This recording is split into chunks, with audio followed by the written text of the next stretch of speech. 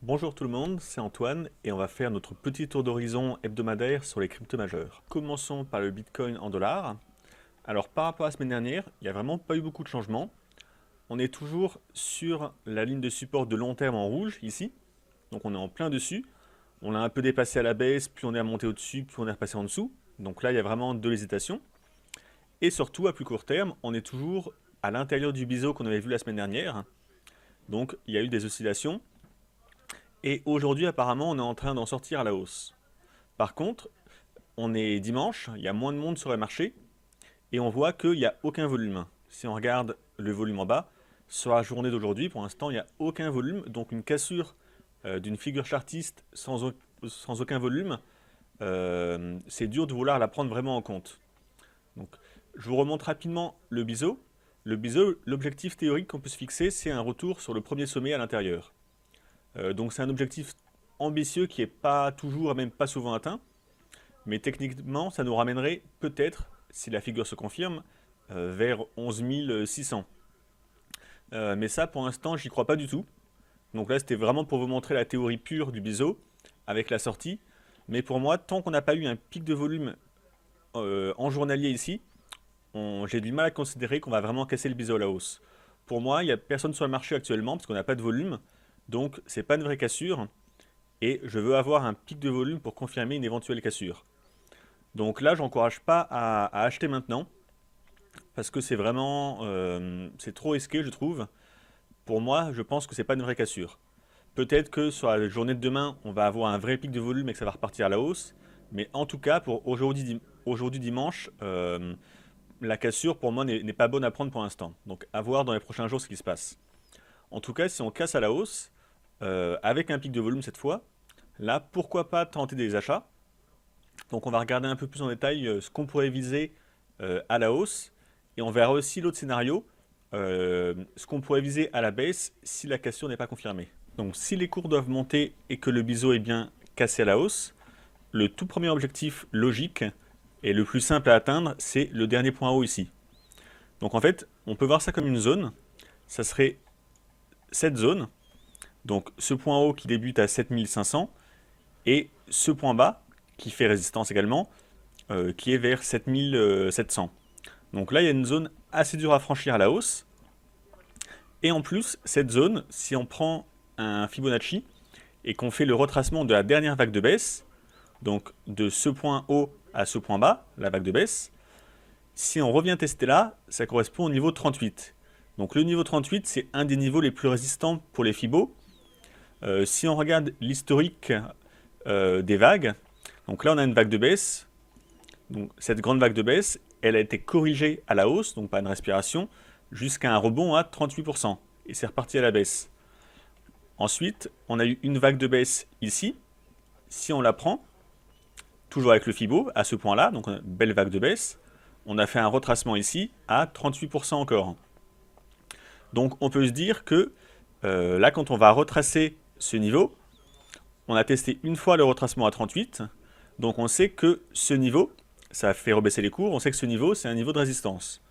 Par contre, si on veut être un peu logique, si jamais on considère qu'on est sorti à la hausse du biseau, on sait que l'objectif maximal du biseau, c'est un retour ici. Donc on ne va pas estimer que les cours ne vont monter que jusqu'à là, parce que ça serait un peu ridicule.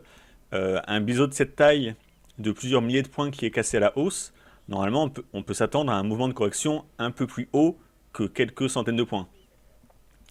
Donc ce niveau peut faire résistance, mais si le biseau est vraiment cassé, s'il y a vraiment un breakout haussier, on peut viser un peu plus haut quand même, être plus ambitieux. Et dans ce cas-là, si on cherche d'autres niveaux intéressants, on peut simplement se baser sur le prochain point haut, donc ce sommet qui est ici, qui en plus correspond à cette mèche basse et qui est pas très loin de ce point bas. Donc là on a une espèce de zone assez résistante vers 9174 qui pourrait être un objectif assez bon si jamais le biseau est bien cassé à la hausse. Par contre, il ne faudra pas être trop gourmand je pense, parce que alors, on va passer en 8 heures pour zoomer un peu. On a ici, vous voyez, une structure qui commence à se dessiner avec un point bas ici et un autre point bas ici, moins bas. Donc ça, c'est les bas de structure typiques de certains harmonic patterns, donc les figures harmoniques. On en a déjà vu quelques-uns dans des vidéos précédentes. Et si jamais on dépassait ce point haut, donc le 38% de cette vague de baisse, et que les cours continuent à monter vers ce sommet, donc, on aurait alors un bat, ce qu'on appelle un bat en figure harmonique. C'est une figure qui fait un espèce de W en bas, et qui remonte au niveau du point D à 88,6% de la vague de baisse XA. Donc et après, c'est baissier après. Le bearish bat, donc ça indique que quand on arrive là, les cours ont de fortes chances de baisser. Donc là, pour l'instant, on n'a pas encore ça, hein, mais on voit la forme caractéristique du W, ici. Donc si on dépasse le 38, il y a des bonnes chances que les cours continuent à monter, et s'ils continuent à monter, ils vont sûrement former ce bat. Donc ce bat, on va rajouter le Fibo 886, donc celui qui correspond au point D, et ça nous amènerait ici. Donc ça nous amènerait, vous voyez, presque sur le sommet qu'on guette. Et là, il y aurait une forte chance que les cours repartent à la baisse par là. D'ailleurs, pour ceux qui veulent jouer le bat, pour le jouer de façon théorique, on vend quand les cours arrivent à 886, ici, et on place le stop au-dessus du point X, normalement. Donc ça voudra dire que ici, il faudrait vendre vers 8860, et placer un stop un peu au-dessus de 9180.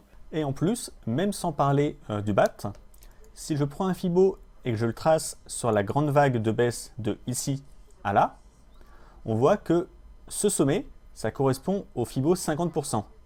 Donc 50%, c'est un des 3 Fibos les plus importants avec le 38 et le 61,8. Donc c'est vraiment une zone très forte qui va être très dure à franchir à la hausse. Donc là, on a vraiment un cumul de niveaux.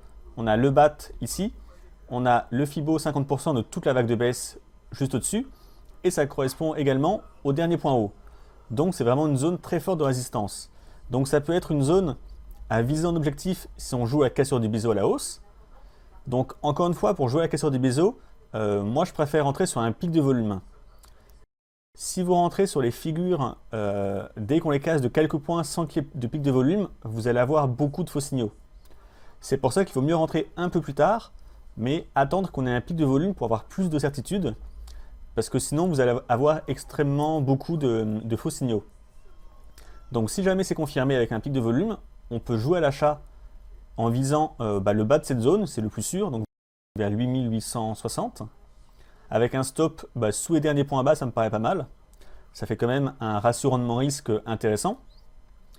Et une fois qu'on arrivera dans cette zone, là, dans ce cas-là, on peut couper nos achats et même envisager de vouloir prendre une vente pour jouer le bat ou pour simplement jouer le double top, avec un retour dans un premier temps sur l'oblique de tendance long terme en rouge, qui serait vers 7200 selon quand on va arriver dessus. Maintenant, voyons un peu l'autre scénario. Si ce biseau n'est pas cassé à la hausse, donc si là c'est juste une petite bougie au-dessus ou une mèche et que ça rebaisse après, si les cours continuent à baisser, le prochain point bas c'est les 5900 quasiment sur ce dernier point bas. Donc là c'est un point bas assez conséquent, les cours auraient une bonne chance de rebondir dessus. Par contre, ça va être un peu comme les derniers points bas conséquents. Ici, on avait une super mèche. Ici, encore une super mèche. Là, une belle mèche. Donc si on revient ici, c'est un niveau très évident. Il y a des fortes chances qu'on fasse une mèche basse assez profonde pour sortir tous les acheteurs trop précoces avant que ça rebondisse. Donc le plus safe, c'est d'attendre, quand on arrive ici, qu'on fasse une mèche basse et d'essayer de se placer à l'achat après la mèche basse, avec un stop sous la mèche donc, pour tenter de jouer un rebond moyen terme, voire un rebond long terme sur les cryptos. On va regarder rapidement l'Ethereum en format journalier. Alors depuis la semaine dernière, en fait, ça n'a pas bougé. C'est simple, c'est resté en range comme ça. On est toujours dans un canal baissier. On a cassé la ligne de tendance de long terme avec cette oblique en bleu. Et là, on est sur ce niveau horizontal qui correspond au dernier sommet ici et qui ont servi de support ici. Donc c'est un niveau un peu important. On voit que les cours résident dessus, donc il n'y a vraiment pas grand chose à faire. On a un espèce de range depuis une dizaine de jours ici. Techniquement, si on sort du range à la hausse, c'est un signal d'achat, et si on en sort à la baisse, c'est un signal de vente. Mais là, la configuration est vraiment pas intéressante pour l'instant. Dans ce range, il n'y a rien à faire. Le Litecoin en journalier, c'est pareil. On est comme la semaine dernière, on est au même niveau. Donc on est sur un support assez important, les derniers points bas ici. Donc il y a des chances de rebond parce qu'on est quand même sur un support très important. Mais c'est un actif qui fait des grandes mèches, comme ici, comme là.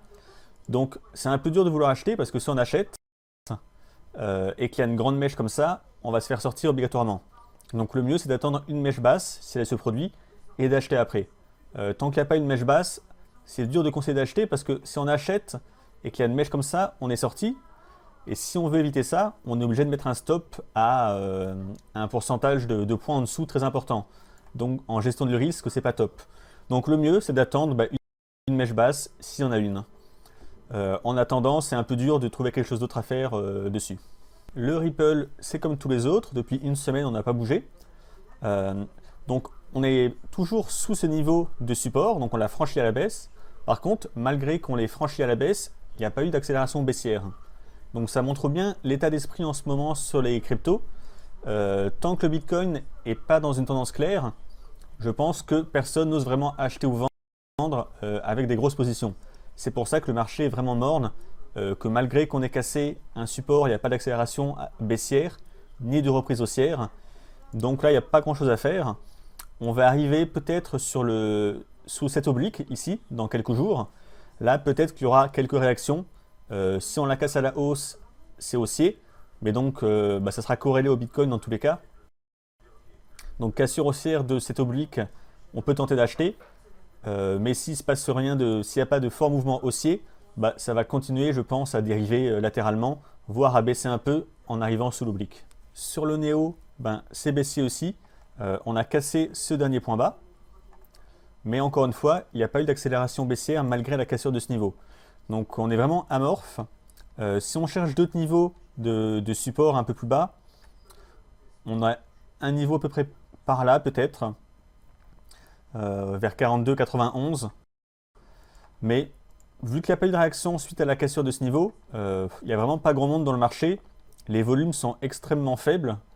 Pour des gens qui veulent trader de la tendance, là il n'y a vraiment pas grand chose à faire. C'est vraiment mou. Je pense que dans la période actuelle où on est, ceux qui font du day trading ont plus d'opportunités de faire des trades parce que là en tendance, il n'y a vraiment pas énormément de bons trades à tenter.